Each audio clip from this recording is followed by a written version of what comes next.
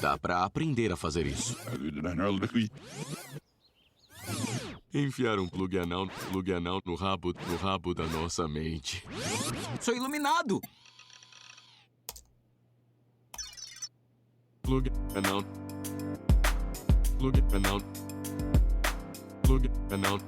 Sou iluminado! no rabo da nossa mente. Plug anal. Eu preciso de luz. Plug anal. Sou iluminado! Não é verdade, da minha nossa mente. tchutchuquinha?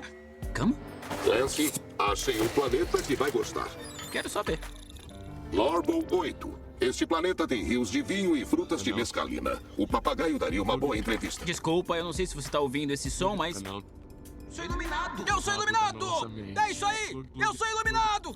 Plug Que anal. tal o Lensortitor? Este é um planeta com toboáguas e trampolins. Eu sou iluminado! Nossa mente. Tá bom. Que tal o planeta Bola Vazia? Perfeito. Criei avatares sem graça, ó iluminado. Obrigado. Gostou deles? Gostei. Fiz um que é exatamente igual a você, tirando o que é feito de creme. Achou legal? Tá. Me manda pro planeta Bola Vazia, parça. Como quiser. Iniciando simulação em... Isso é goma de mascar? Obrigado, mestre. Eu te amo, cara. 2.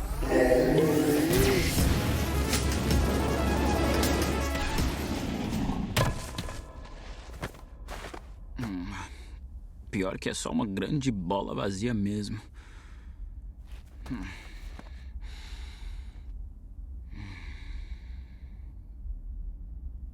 Ah, cara, que se foda. Vamos dar uma animada nas coisas!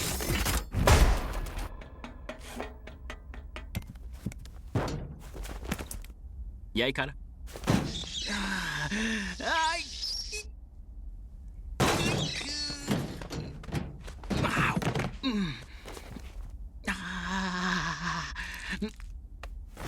Ei, amigo, você tem uma mangueira por aí?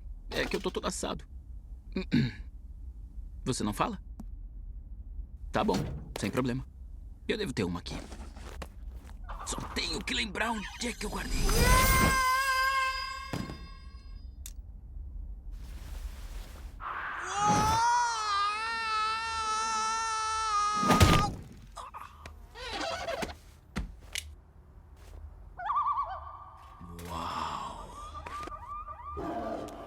Cara, tem coisa pra caramba. E aí, meu bem? Quem tá aí? Vou fazer perguntas. Quanto mistério. Perfeito pro EspaçoCast. Eu sou a morte. Muito prazer. O meu nome é Clancy. Desculpa, eu estava com isso na garganta. Você quer ser entrevistada pro meu EspaçoCast? Ele é um sucesso e é transmitido no espaço. Talvez. Mas antes de começarmos, precisa descrever minha forma para eu manifestar. Hã? Me descreva. Qual é a cara da morte pra você? Ela tem mais de 4 metros, cabelo bonito, um olho engraçado, uma garra de caranguejo com luva brilhante, asa de morcego, perna de palhaço e também anda numa carriolinha vermelha. A carriolinha é uma parte de mim? É, e a sua bunda é de um rinoceronte com um campo de força de comida e suas patas estão sempre em cima de cocô. Eu acho que precisamos simplificar isso. Tá bom, tá bom. Tira a parte do meio e esse menino nojento no chão aí, ó. Eu não pedi isso. Volta com a garra de caranguejo, mais menor. E agora você se movimenta melhor. Não me parece muito prático. Tá, que tal um propulsor a jato? Não dá pra ser assustadora desse jeito. Eu tô ridícula. Tá, então que tal usar o visual tradicional da morte, mas você pode manter esse olho engraçado aí. Ficou legal. Será que eu posso começar a entrevista? Ah, podemos. Vou começar a gravar. Ei, é a minha mangueira! Olha só, olha meu popozão. Merda! Aquele bichinho rosa pegou a minha mangueira! Tudo bem se a gente for andando e conversando pra eu recuperar a minha mangueira? Claro. Então, você é a morte. Perder pessoas pra você é bem doloroso. É sim. Você tem algum conselho pras pessoas que estão lidando com a morte nas próprias vidas? Tenho. Bom, Eu vou te falar, a melhor coisa que alguém poderia fazer durante a vida, na minha opinião, é estar presente de fato, nos momentos marcantes, 100% presente. Seja diante de um morto, seja na presença de uma placenta, com um recém-nascido molenga e todo coberto de muco. Sei. Esses são os momentos em que lidamos com vida e morte e que são extremamente raros. E esses momentos nos são ativamente negados. Sempre. Por um sistema elaborado. Que sistema é esse? Parece, de fato, uma conspiração sobre a qual ninguém fala. É uma das minhas conspirações favoritas, é o complexo industrial da morte. O que é isso? Eu Será que a gente adoro. pode falar sobre isso? Bom, eu entendo de morte. E eu posso te dizer as minhas teorias, que eu nem diria que são teorias, acho que são fatos. Vou colocá-los como fatos. Legal. Então, uma grande mudança aconteceu na virada para o século XX. Mas é importante deixar bem claro que eu estou falando única e exclusivamente de uma realidade norte-americana. Abrange só os Estados Unidos. Acontece em alguns níveis em outros lugares do mundo, mas os Estados Unidos são os grandes reis da máfia de industrialização da morte, sabe? Então, me desculpa, eu não quero interromper, mas quem são esses caras de torta dos espelhos? Bom, é uma sala de julgamento. Olha, todos esses espelhos refletem partes suas, das quais você tem vergonha, coisas que tenta esconder de si mesmo. Precisa perdoá-las. Perdoá-las? Isso, para não te perturbar.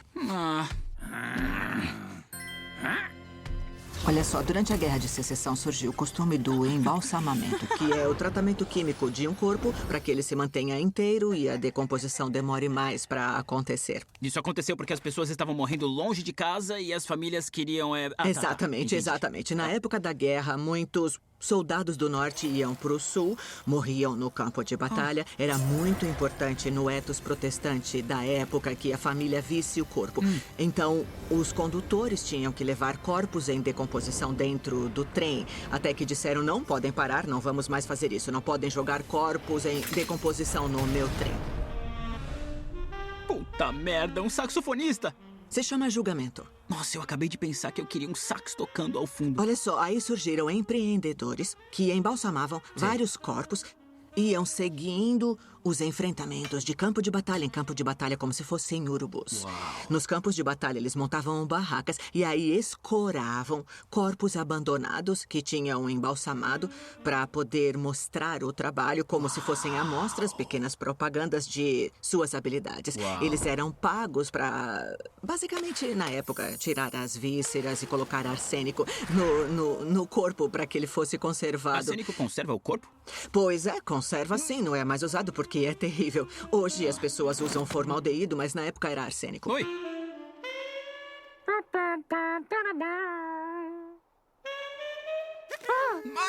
Ei, é a minha mangueira, eu preciso dela. Vê se cresce. Bom, onde eu estava era arriscado, mas mandavam o corpo pro norte e ele ficava conservado pelo período da viagem, o que foi uma inovação interessante. Mas Não, o que não, aconteceu... peraí, parou. É muita informação e uma informação muito É interessante, que então vai essa com é a calma. introdução, a gente ainda nem chegou na explicação em si. Sai isso aqui. Vai morrer depois de pisar numa bola de ping-pong. Tá legal, então os corpos dos soldados chegavam num trem.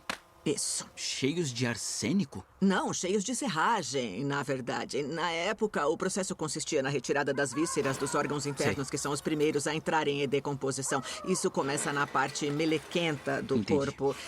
Então, os órgãos internos eram retirados, o corpo era recheado com serragem ou algo que, sei lá, mantivesse a barriga estufada e todo o resto do seu corpo, o sistema circulatório era preenchido com conservante.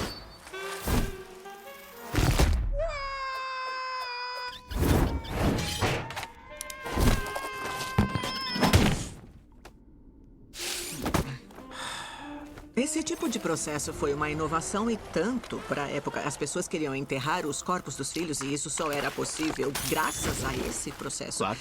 O problema é que esses mesmos homens perderam trabalho quando a guerra acabou e isso virou um problema. Era o ganha-pão deles, então tiveram que convencer o resto do país de que embalsamar era mais higiênico. Uau. Acontece que esses homens cruzaram o país inteiro, vendendo seus conhecimentos. Começaram como vendedores, basicamente. Iam de cidade em cidade, dando cursos de embalsamamento, dizendo: venham todos, aprendam a embalsamar. Faz todo sentido, é. Curti esse cara. A grande reviravolta, a sacanagem que deu certo, foi que na virada do século XX, começaram a espalhar a ideia com base em estudos científicos que já eram bastante fracos e ridículos para a época, de que o corpo morto era perigoso de alguma forma. Foi o que eu pensei. A não ser que a pessoa que morreu tivesse ebola, ou então gripe aviária, ou alguma dessas doenças infecciosas incrivelmente potentes e raras. E nesse caso, o sistema de saúde coletaria o corpo na hora e mandaria para cremação. Não tem motivo para não fazer um Pelo funeral menos em economiza casa. grana. É, exato. O seu pai teve ebola, que pena. Mas, olha só, o governo vai pagar pela cremação. Tirando nesses casos, o corpo quase que instantaneamente se torna mais seguro. Já passou. No segundo em que morre, porque todos os vírus e bactérias acabam morrendo na sequência, eles não vivem no corpo morto. Fora que as vias de transmissão infecciosa numa pessoa que está doente ou morrendo são quais? Tosse, espirro, fezes, sangramentos, todas essas coisas que param de acontecer quando a pessoa morre. É óbvio. Então, isso é positivo. Não apresenta risco nenhum para a segurança dos vivos. Pode crer. Agora imagine que seu pai fique numa unidade de cuidados paliativos sendo lavado, cuidado e tudo mais. Ele não representa um risco para ninguém. Certo. Isso não muda nada quando ele morre. É a mesma coisa. É a mesma coisa, senão mais seguro. Então, é tipo... meu Deus, isso é uma coisa tão bizarra. E não se esqueça de que os humanos cuidaram de seus mortos em casa por dezenas de milhares de anos, por toda a história. Isso é o básico. Sinceramente, só nos últimos 100, 120 anos que houve essa mudança de ideia criada pelos embalsamadores. Aqueles homens de que falamos venderam a ideia de que embalsamar o corpo do morto tornava ele mais seguro para a família, desinfectando, tornando ele aceitável e seguro para os familiares verem. Entendi. Antigamente eram principalmente as mulheres que ficavam em casa, lavavam, assistiam e deitavam o corpo. Aí, de repente, surgiram esses homens que não são parte da família, que são profissionais de fora, dizendo: não é seguro fazerem isso. Nós vamos ter que buscar o corpo, fazer ele passar por um processo de embalsamento e te cobrar por isso. Puta merda. Mas então, como assim assistiam o corpo? Assistir no sentido de cuidar do corpo e deitá-lo para que a família venha prestar suas homenagens, basicamente. Aí, de repente, tudo mudou no início do século XX e se converteu nesse modelo financeiro. Ah, que saco! Onde é que eu estava? Esse modelo capitalista da morte, no qual o corpo precisa ser levado a uma casa funerária para que eles limpem, drenem o sangue e coloquem químicos, passem maquiagem, coloquem numa roupa bonita e te vendam um parente de volta.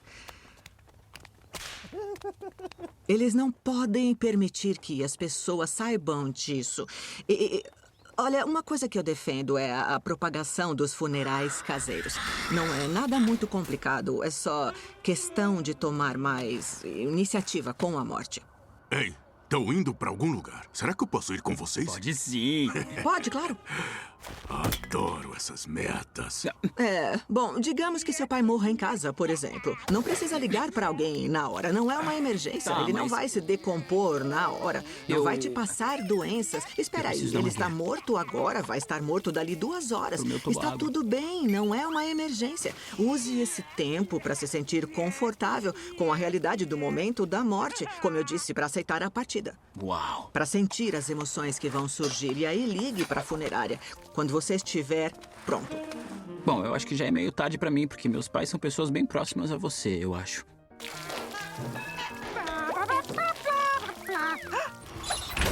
Ué! Volta aqui, ladrãozinho de mangueira! Olha, nos 2 casos, nas 2 mortes, bom, o meu pai e a minha mãe morreram e foi muito... Eu não tive essa conversa. Ninguém virou pra gente na época e falou assim: escuta... Entrem! O corpo não tá doente. Não, ninguém falaria isso. Não é costume falar. Não mesmo.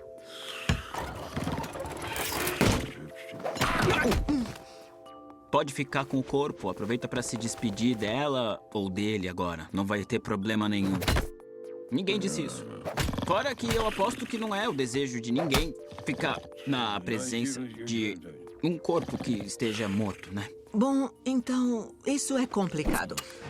Uma coisa que não sai da minha cabeça quando defendo isso é que as pessoas que conseguem, as pessoas que, de certa forma, querem ficar com os mortos e acabam recebendo permissão para isso, acabam passando por uma experiência mágica e transformadora.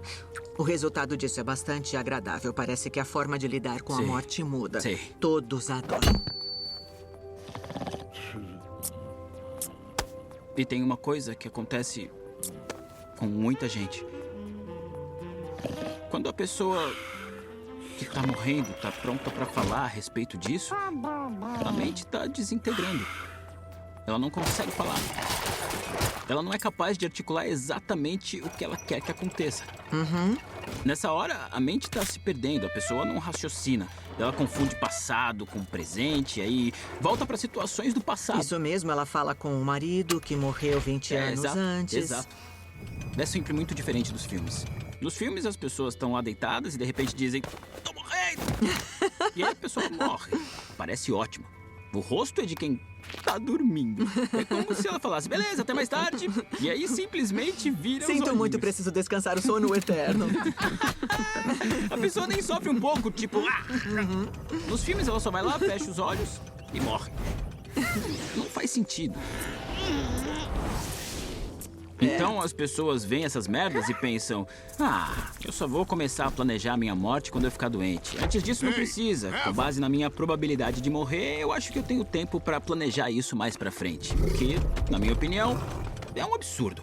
Você pode ter alguns momentos de clareza, mas nesses momentos de clareza, a família normalmente fala de como tudo era no passado. Não quer falar sobre a possibilidade de morte ou sequer ser cremado. Isso foi muito bom no caso do meu pai, porque quando ele tava morrendo, cara, foi foda, porque tinha umas vezes que ele... Desculpa, do que seu pai morreu mesmo. Eu mato 1 trilhão de seres por segundo. Foi uma morte bem lenta. Ele lutou contra uma horda de sombras durante as guerras setoriais e acabou aspirando um fragmento de sombra. Tratou disso a vida toda, mas virou um enfisema pulmonar. Ele era um herói. Eu encontrei as medalhas dele depois que ele morreu. Ah, tá, eu lembrei. Quando ele tava morrendo, às vezes ele me reconhecia e outras vezes ele achava que eu era um soldado que lutou junto com ele na guerra. Deve ser pela calvície. Mas isso é muito comum em gente Ele que está perguntava: morrendo. "Quem é o seu oficial comandante?" E falava coisas do tipo. Era bem interessante. E eu me lembro de que na época eu pensei: eu não vou ver ele de novo. Agora o que eu tô vendo é só um morto-vivo. Provavelmente eu não vou ver mais o meu pai. E essa é a realidade. E aí, A consciência a voltou. consciência dele voltou. Assim, do nada. E aí rolou uma coisa bizarra. Digamos que eu aprendi a ser super sincero com quem tá morrendo. Graças a Deus. Daí ele virou e perguntou pra mim: "O que tá acontecendo?" E eu disse: "Você tá morrendo." E ele falou: tá bom. Tá bom, então vai lá e pega um papel e uma caneta pra mim." E aí ele começou a me dizer, tipo, tudo. Tudo que ele gostaria de dizer pras outras pessoas. E foi lindo, foi maravilhoso. Incluindo coisas que eu ainda não fiz e eu preciso fazer. Por exemplo, pagar um almoço pro pessoal do hospital. Várias instruções lindas. E eu tive a sorte dele fazer isso. Você deveria pagar um almoço pro pessoal do Eu hospital. vou Eles fazer iam isso. adorar. Eu vou fazer. Eu vou fazer isso. Pai, onde quer que esteja, no passado, no presente ou no futuro, vai acontecer. Me desculpa. Eu me distraí. Eu sei que essa não é uma boa desculpa. É fácil pagar um almoço. Bom, Morte. Foi mesmo um prazer enorme te conhecer melhor. Digo mesmo, obrigada por me deixar falar sobre meu trabalho.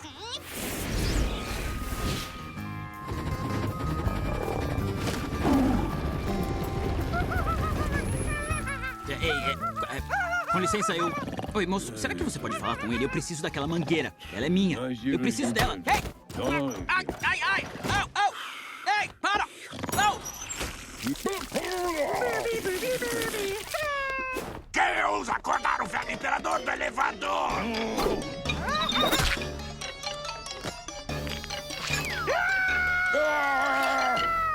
Alguém aí quer jogar basquete? Baseball... não. Ping pong.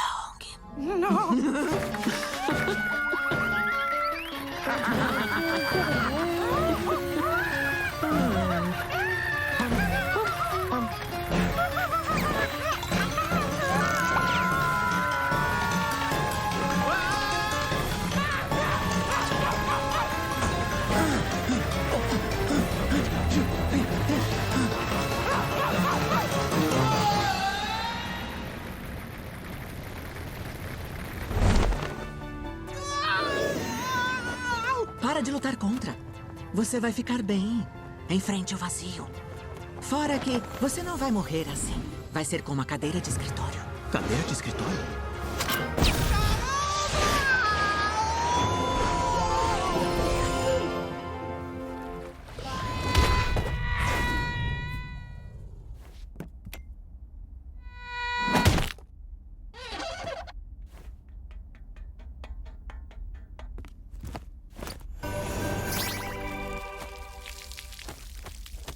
E aí, rapaz? É a minha mangueira. O que é você? Você é uma metáfora?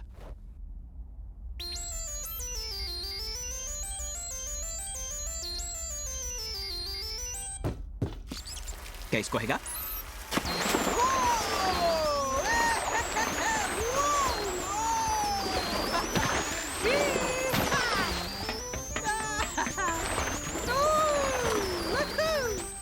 Esse é o melhor toboágua que eu já vi, é sério. E olha que eu já desci em muito toboágua. Eu preciso que você volte a ser uma bolsa. Pode ser? Obrigado. Modo bolsa, ativar.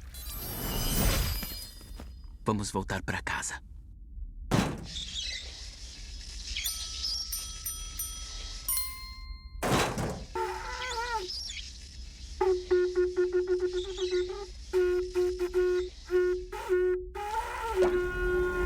Tchau, bola vazia! Você é um saco! Ela disse que eu vou morrer numa... Ela disse que eu vou morrer numa cadeira de escritório! Merda!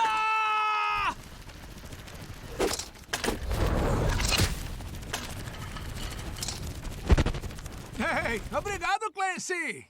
De nada, querido.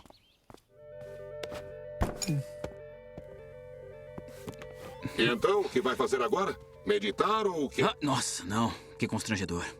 Não. Eu não sou mais iluminado. Eu não era nem iluminado. Isso não tem nada a ver.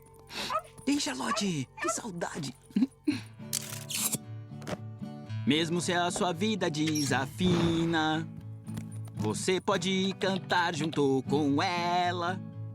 É melhor ser você mesmo e desafinado do que agir como outra pessoa que pareça esclarecida. What does death look like to you? One clown leg, 14 feet tall. One clown leg.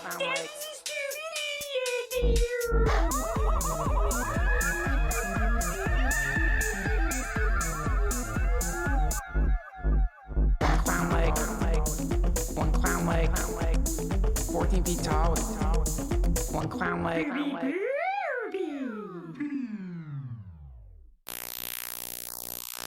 Chirp.